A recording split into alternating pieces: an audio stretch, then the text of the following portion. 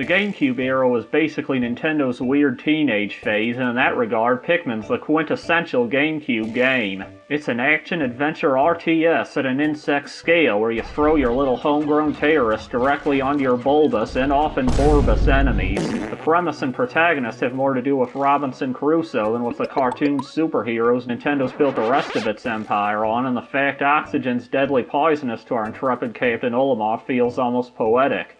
Despite being named in honor of Mario, he really does just run that differently than the rest of the mainstay Smash cast, and I think that's part of how I built the relationship that I did with this series. My parents were actually a bit mad when they bought me the game, because after booting it up once, I didn't play it again for weeks. Pikmin intimidated me. I was used to bright, happy, cartoony games like Mario Sunshine and Sonic Adventure. Games where the characters always had friends with them, the music was always cheerful, and there was always some little town or safe zone to return to. Nothing ever dies in Mario's world, and on the rare occasion a friendly character died in a Sonic or a Zelda game, it was always in some grand, dramatic moment of heroism or redemption. Sure, there are ghost-type Pokemon, and their dex entries can at times feel out of place for just how grim they are, but you couldn't lose your Pokemon, they didn't actually die in the game. Things are different in Pikmin, though. You had no real companion characters. There was no town, and there were no townsfolk to chat with. The closest thing you had to friends not only could die, but would die, constantly, always permanently, and often in vain. The enemies you fought were just as mortal, not fading out of reality or poofing into a cloud of smoke, but laying lifeless on the field until you harvested them to grow more Pikmin. Here's a bold take. Pikmin is, not just Nintendo's most, but one of the most mature video games ever. It's ceaselessly solemn, yet not the least bit sinister. Its atmosphere is one of utter desolation and solitude, yet it's not edgy either. Olimar's not a hero, but he ain't really an anti-hero or a morally ambiguous character either. He's a very ordinary man, trapped in a very realistic, no-frills man-versus-nature scenario. There isn't some villain he's fighting against, some corruptive purple goo from hell or space setting the world against him, or some secret conspiracy that he's on the cusp of uncovering. The world of Pikmin is functioning perfectly and smoothly, harmoniously in whatever sense nature is harmonious. It simply has no provisions for the survival of one individual. In my Wario World review, I commented on how it felt like the entire universe revolved in a tight orbit around its protagonist. Well, Pikmin's the opposite. Pikmin doesn't care about Olimar. Olimar, on the other hand, cares very much. He's not a quitter or a pouter, but he's also not afraid to let the player know just how desperate he is. He wants to live, he wants to escape, he wants to see his wife and kids again, and he wants it bad. Where else was a kid raised on Nintendo, Lucasfilm, and Harry Potter gonna find a story like that? In media produced before the 80s? After I overcame that initial hurdle and started playing Pikmin in earnest, though, it had me completely. Beyond the graphics just looking realistic for the time, and the very premise and soul of the game just felt so real. I wasn't merely hooked, I was hogtied. It was the beginning of an obsession that had lasted decades. Pikmin and its sequel became my most played games on the system by far, and even as the Wii came and went with no sign of the threequel, I didn't give up hope. When it finally came out, it wasn't exactly the same, but you know what? It was Pikmin, and in most ways it was better than ever. Of course it wouldn't be identical. It was 10 years later, I was 10 years older, and 2 entire console generations had passed in the meantime.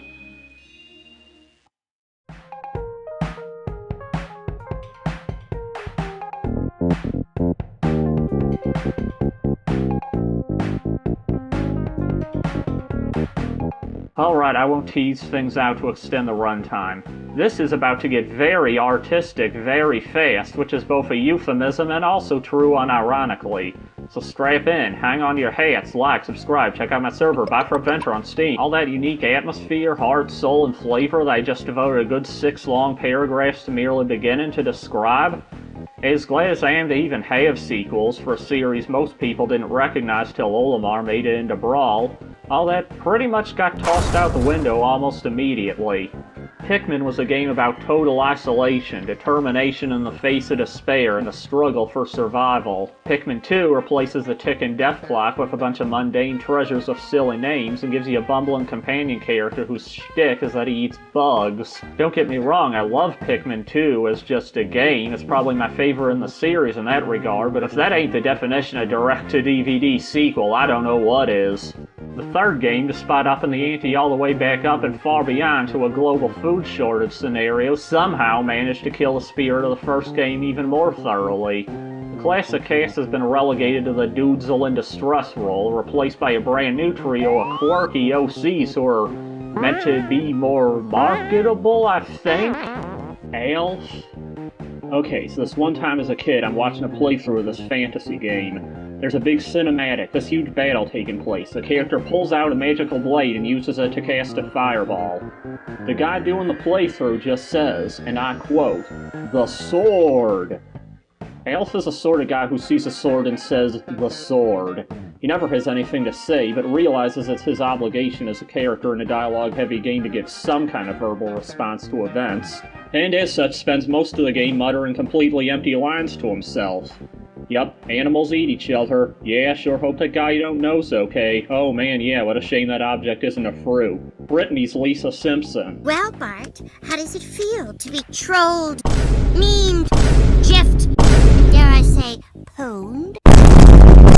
Okay, in all seriousness, she's probably the best written character in the game, but that only gets her so far when this PG pissing contest and Nick Jr. tier comedic banter is the best utilization her personality gets. And then there's Captain Charlie. Oh, brother, Captain Charlie. Where do I begin? Serving as the comic relief of an entourage that demands no comic relief in a story that already proved it works fine, played straight, this muscle-headed Buzz Lightyear parody could best be described as an offensive stereotype of men who stopped buying Nintendo's products after they turned 18. He's the strong, experienced, battle-hardened leader, but the joke, and I mean the joke, you know the one, is that our petite pair of Zoomer shipping bait is overall far more competent, driven, and generally lucid than him. Aside from the catharsis I'm presumably meant to feel every single time the cast member least likely to respect video games is made a fool of, I don't get the point of this character. The man's half astronaut, half military veteran. If this game were written like the first one, every line Captain Charlie delivered would make Duke Nukem dump a dookie in his drawers, but instead, the fate of Planet Copi is left in the hands of an idiot cartoon football jock, because that's just what we do now, I guess? Who cares that practically makes anti-sense within the context of the story? That's the trope, big dumb guy. Slap it in there.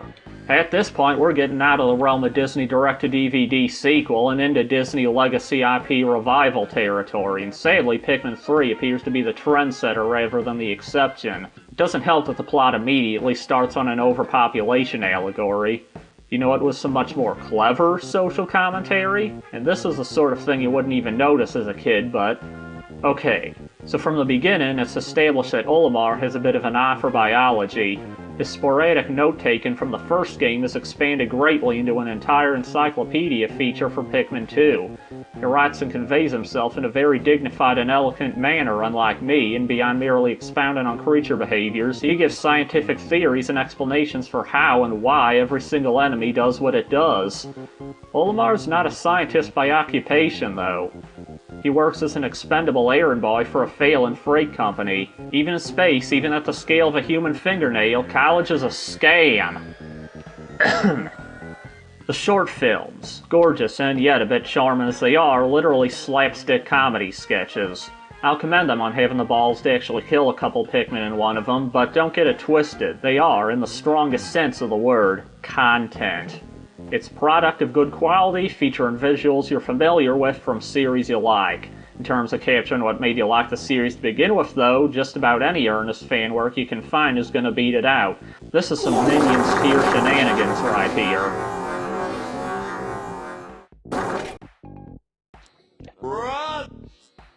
Hey Pikmin. What can I say about Hey Pikmin? No, seriously, what's there to say about Hey Pikmin?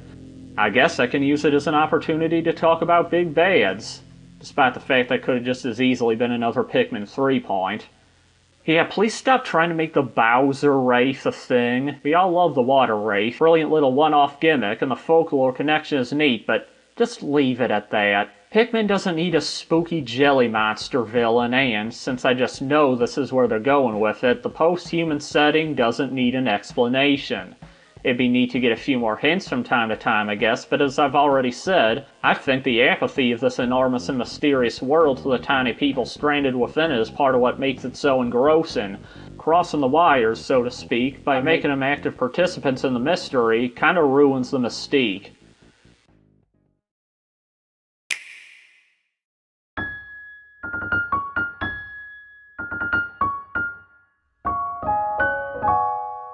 And that finally leaves us at Pikmin 4, or what we know of it so far.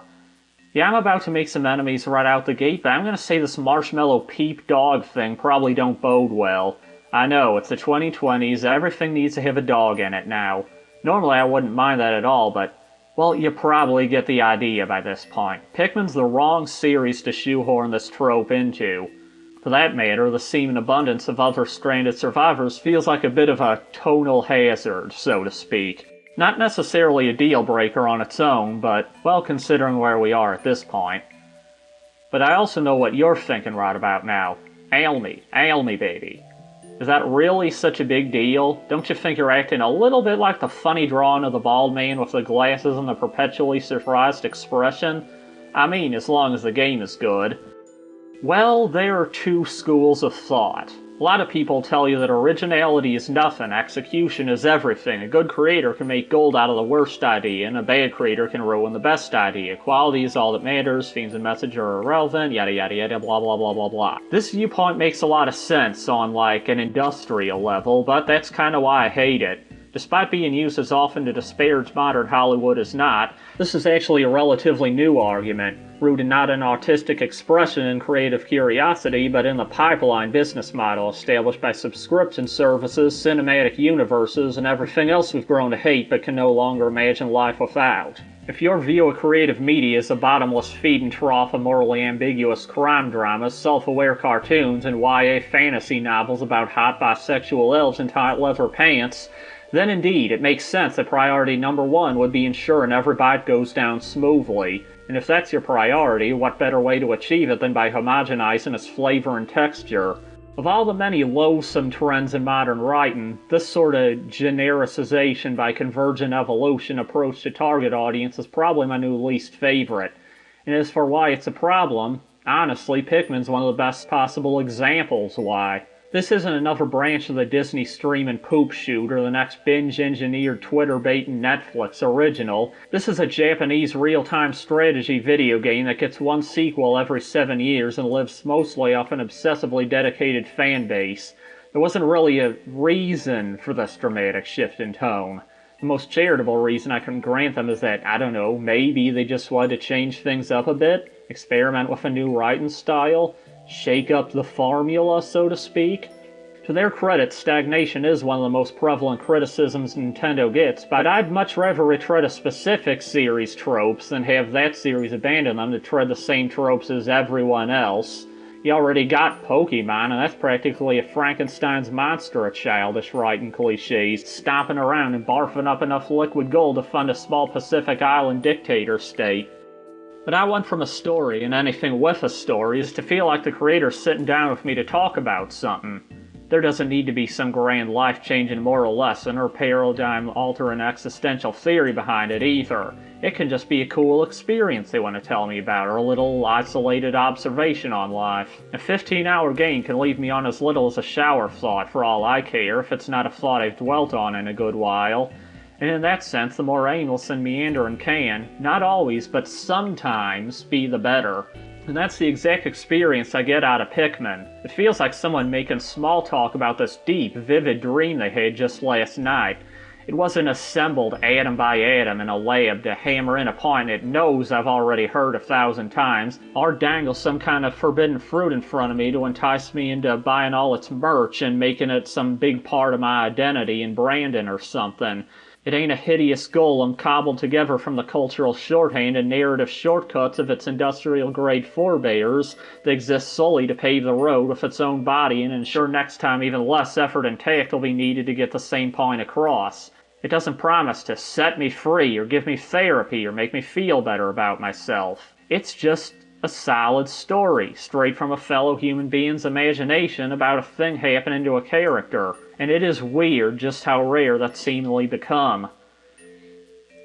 Well, dang, that was a whole thing and a half, wasn't it? Now, before you entirely write off the notion of me ever having a wife, though I won't, so go ahead.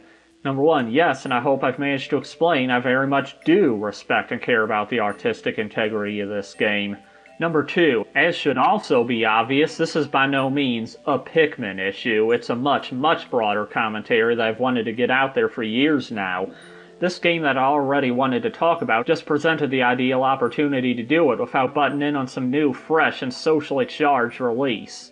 Number three, consider this a warm-up for future essays.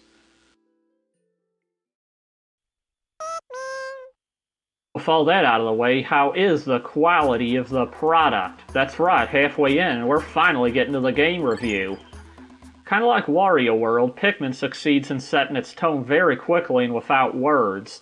A soft but dense ambient track introduces the backdrop of deep, uncharted space. A steady but uncertain mechanical rhythm begins as our penny-sized protagonist drops out of warp, carefully examines his surroundings. Well, what surroundings there are, at least. No planets, no nearby sun. The game gives you a good few seconds to absorb just how empty and desolate this scene is. Enter a lone rogue meteor.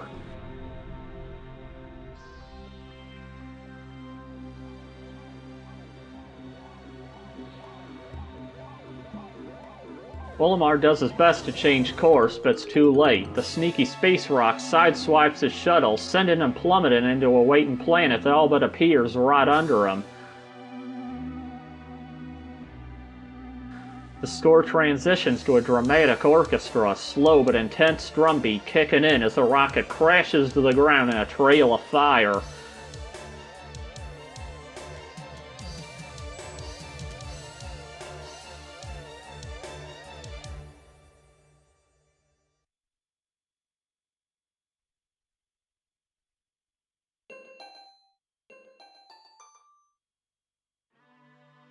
Good luck, kid. You're stranded here, nobody's coming for you, and you got a month of life support left. On the bright side, though, you at least won't be alone for long.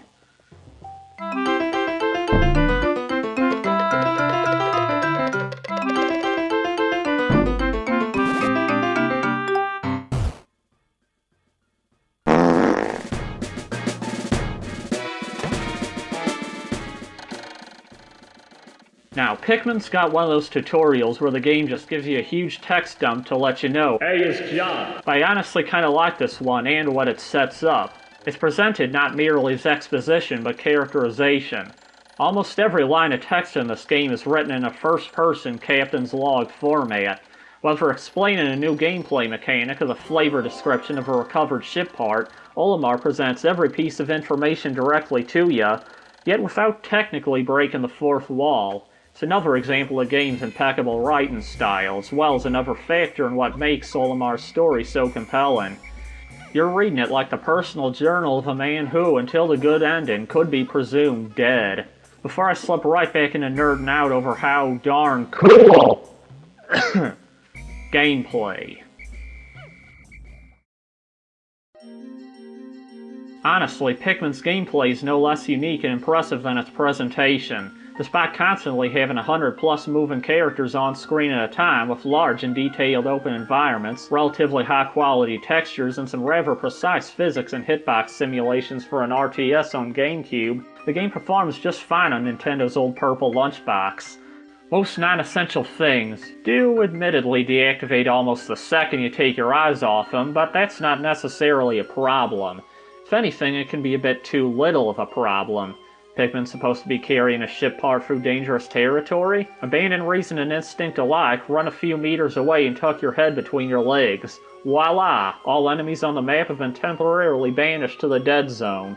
The basic gameplay loop is simple but elegant. You have 3 different flavors of proto-minions, each with their own powers. Red Pikmin are fireproof and deal the most damage. Yellow Pikmin have the highest throw arc and can handle the inexplicably explosive pebbles scattered around, and blue Pikmin don't drown in puddles. Super awesome powers like that.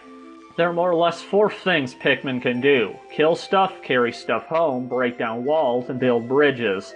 Some tasks require a minimum number of Pikmin to make any progress at all, while some don't, but almost all of them can be sped up by piling more of your little fruit-flavored ants onto them. The catch? You can only have 100 on the field at a time. The only way to make more of them in the first place is to kill and then carry stuff back. Moreover, you don't just get to pick your desired unit type from a universal pool. All 3 colors of Pikmin have their own separate bases, and you determine which base it goes to by assigning a majority of the corresponding color to the task. What Pikmin really is a business simulator. It's all a big organizational time management puzzle. Delegate or die. There are no battle tactics. The right answer is always to run behind your target and frantically mash A to dogpile them, and you'll always start with reds because they always deal the most damage. You could use bomb rocks on enemies, but don't. You'll want to save them up for the solid rock walls that you can only damage with explosions. There are exceptions to the no tactics rule, of course, mainly in the form of bosses. Though unlike Pikmin 2, this game doesn't actually have many bosses. And honestly, when it does try and mix things up, that ain't always for the better. Beady Longlegs is a frustrating and chaotic mess of a battle, and the armored cannon beetle's only attack is the one where it opens itself up to being easily and completely incapacitated. In spite of being frankly terrifying to approach the first time, this thing can be utterly shut down before it gets a single shot off. Honestly, the best thing I can say about Pikmin 1's bosses is how they're integrated into the world. They don't all get their own intro cutscene and battle theme, and while they do usually have an arena of some sort, you can almost always spot them resting or patrolling in their nest well, sometimes days, before you get around to fighting them. Rare, powerful, and large as they are, these ain't monsters or villains, they're just another set of animals, living out their lives until you show up to reclaim a ship part and get on with your own life.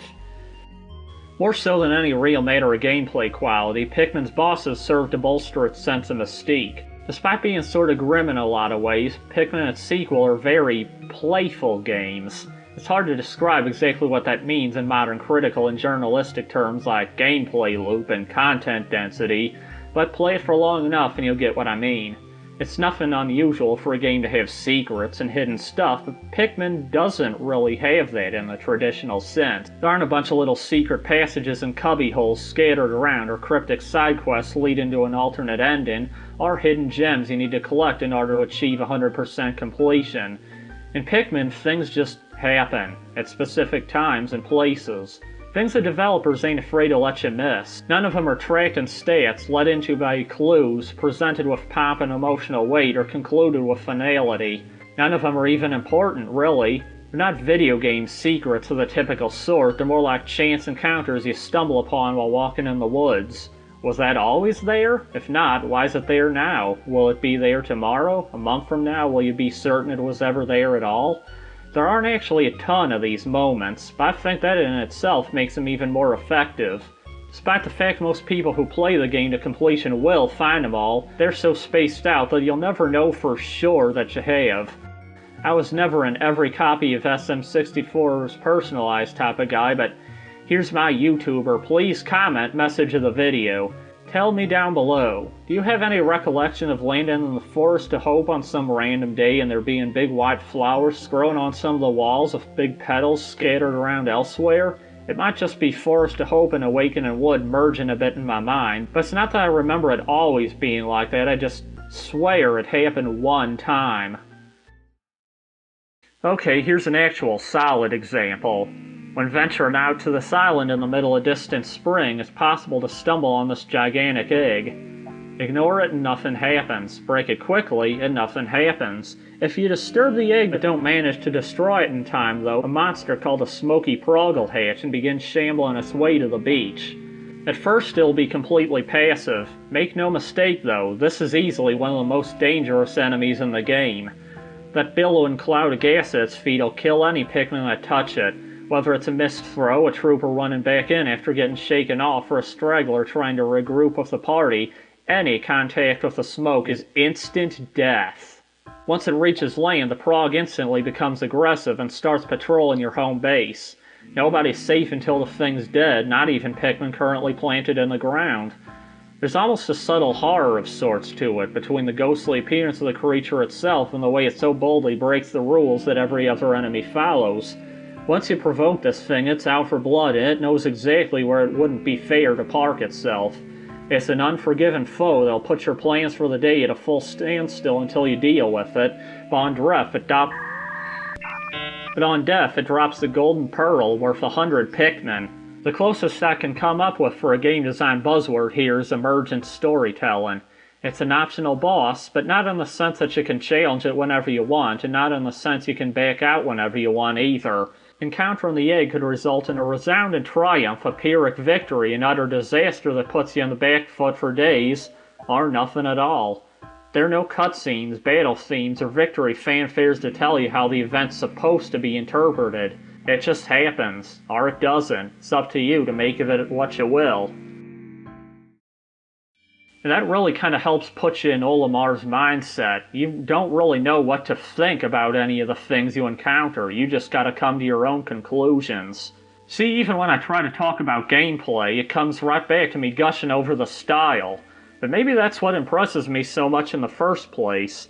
Good gameplay can carry a game of poor presentation, and exceptionally compelling presentation can sometimes carry subpar, or at least unremarkable, gameplay. But in Pikmin, style and substance are bonded atomically. Neither co-spy on the other, and neither stands alone. Clever storytelling and structure gives a really basic gameplay loop the shape and direction it needs, and risky but thoughtful design gives that simple concept of a castaway story the weight and depth it needs. If a video game can be art, achieving that kind of codependent marriage between the elements is what makes it so. That's what elevates the player experience beyond merely enjoying a fun game while admiring pleasant assets, and truly puts a game above the simple sum of its parts. That's also all I really have to say for the gameplay, believe it or not. My style of analysis is very holistic, and Pikmin's the epitome of a product that needs to just be taken as a whole. I could run you down a bunch of specific gameplay scenarios, but that ain't really the point of the video or the game.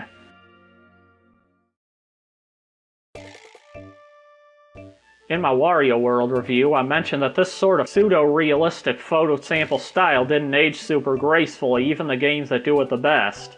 And Pikmin does show its age very heavily, but honestly, I'd say it happens to be one of the games that did it the best. Textures are low-res for sure, but the artists here actually seem to have taken that into account and put aside the time to make sure they're all properly scaled and tiled so as to minimize stretching and smudging. For both the environment and the enemies, textures are detailed and crisp, with ample painted-on shadows used to pick up the slack of a relatively primitive lighting engine. What totally escaped me as a kid, but especially impresses me now, is the ground. There is an absurd amount of detail, variety, and texture to the ground cover in Pikmin. Sure, you can tell it's all just a simple flat drawing, or more likely stitched photos, but you can also tell it ain't just repeating 200p dirt and grass PNGs layered over each other with a bit of edging. Just look at this scene here, all the differences in the coarseness and shade of the soil, all the little lighting flourishes here and there, the little pebbles and natural patches of moss, exposed bits of plant litter, a few small stones, a bit of clay, the minute holes and creases and scratches in the ground. Look at the floor pretty much anywhere in this game, and you'll find you're standing in the middle of a rich close-up nature painting you could study for hours. Part of what makes Pikmin look so real, though, is also a trick, a bit of a fib, a play of sorts on expectations and standards. A lot of it comes down to the scale of the game itself. Things that normally be small details, a place where older games tend to struggle, aren't actually small details here. The equivalents of full trees in this game are things like flowers and individual leaves. Objects that normally need to be represented thousands of times over in tight clusters on a single screen as flat sprites are instead granted plenty of breathing room and afforded some very large, detailed models and textures. By shrinking the player to the size of an ant, the game basically removes the perceived need for small details in the environment. Of course the landscape's a bit sparse. You got a short jog from one end of a dandelion to the other. And thanks to the pulled back semi-bird's eye RTS style camera, any small blemishes in these large assets are kept at a healthy distance. Throw that on a blurry old CRT display and you got the look down about as well as it was going to be done at the time. And that leaves us with the audio. Now, music ain't my strong suit, as you might have noticed if you follow me, so I can't give a super deep analysis of this, but, good stuff? I'll dare to say that's not quite up to the standards set by Nintendo's other series. The level tracks feel a little bit too short, simple, and repetitive for how few of them there are and how much time you'll be spending in the game's 5, basically 4 levels at once. At the same time, though, they also do a perfect job of characterizing their environments. I'd normally consider music as something that's supposed to match the aesthetics and gameplay of a level, and that actually seems to be the approach a lot of composers take, but in Pikmin it really does all the heavy lifting. These are basically just empty tracts of realistic undergrowth, populated by creatures with brains the size of apple seeds, so the OST is absolutely critical to injecting any sort of human emotion beyond chill BBC vibes. The Impact Site's theme is full of playful curiosity, but layered with a strong undercurrent of urgency and uncertainty. The level's basically a completely safe playground where you discover and get a feel for your potential tools. I mean friends. Friends of salvation.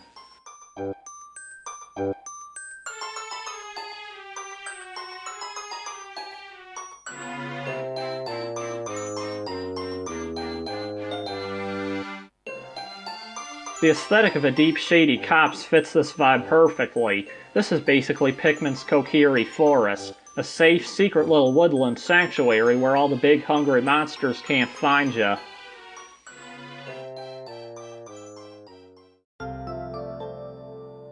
The Forest of Hope gets this beautiful but soul-crushingly bittersweet track. The best way I could describe it is nostalgic, but not because of what it's from. Like a mother's lullaby or a childhood music box, it's soft and comforting, but full of this odd sense of longing.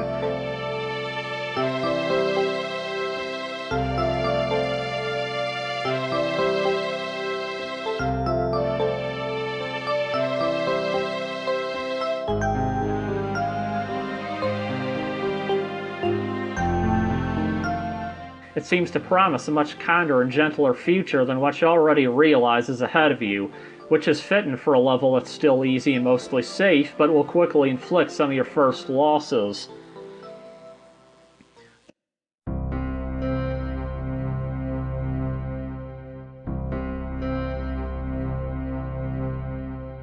The Forest Navel, silly name aside, is where the game fully ditches its pretenses. It's a dark, barren landscape full of bare stone, deep lakes, and deadly fire spouts, both in the ground and on front of the walking kidneys that call the place home. The adventurous but imposing Western-style acoustic track complements the atmosphere flawlessly.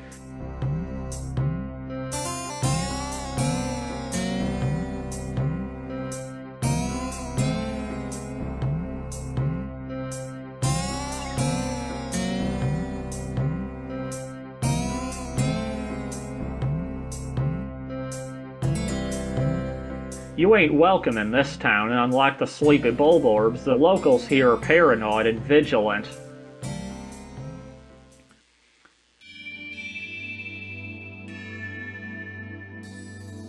If the last location was all about adventure and danger, the Distant Spring's all about mystery.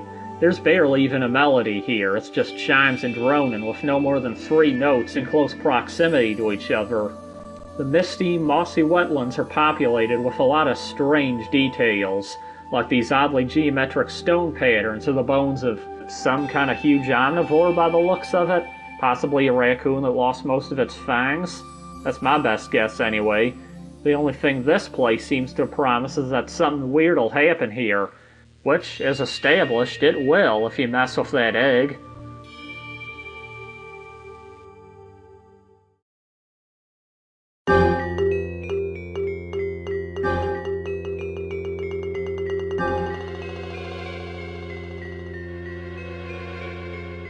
The final trial, basically just a short run-up to the final boss arena, has this triumphant anthem with an ominous chime just kind of doing its own thing in the background.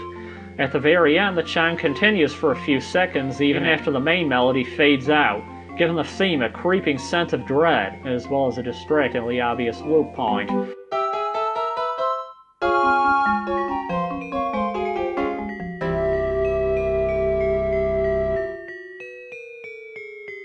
Probably the worst track in the game overall, honestly. Not something you'd want to listen to an hour-long extension of, but for the 7 minutes or so that you actually need to hear it, it serves its purpose well.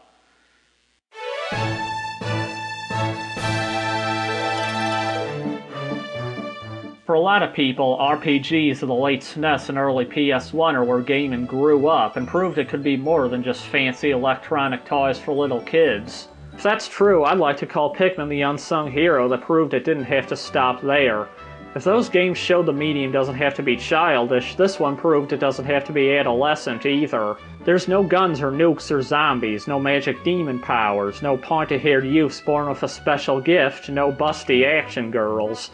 Video game or not, rated E or otherwise, Pikmin was as classic a space exploration story as ever was written, and that's sort of why I hate watching Pikmin slowly turn into Disney-tendo mush. Not only is it the generification of an incredibly unique concept, it's 2 full steps back in terms of storytelling technique. Seeing Nintendo fumble around with series like Metroid or Zelda or Star Fox sucks, sure, but at the end of the day, almost a 90s teen JRPG is about the artistic plateau any of them reached. Pikmin was different, though. It's timeless in ways not even some of the oldest foundational titles in gaming could ever be. You could novelize this story and a reader from the 1800s or the 2500s would have no objection.